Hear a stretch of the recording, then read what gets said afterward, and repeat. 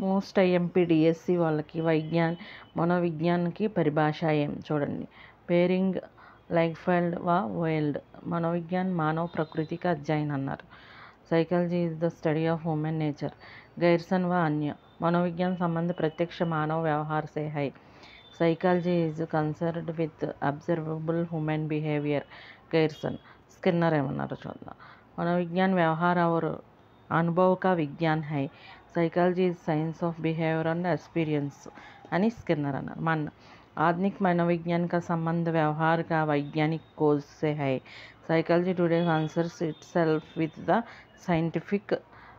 Scientific investigation of behaviour అని ఎవరన్నారు. मन फिल्सबरी मनोविज्ञान की सबसे संतोषजनक परिभाषा मानव व्यवहार के विज्ञान के रूप में की जा सकती है.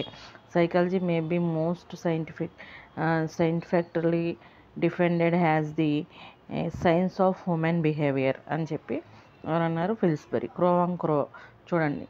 मनोविज्ञान मानव व्यवहार और संबंधी का अध्ययन है. Psychology is the study of human behaviour and human relationships. Crow Anna. Woodworth वातावरण के संबंध में व्यक्ति की क्रियाओं का वैज्ञानिक अध्ययन है.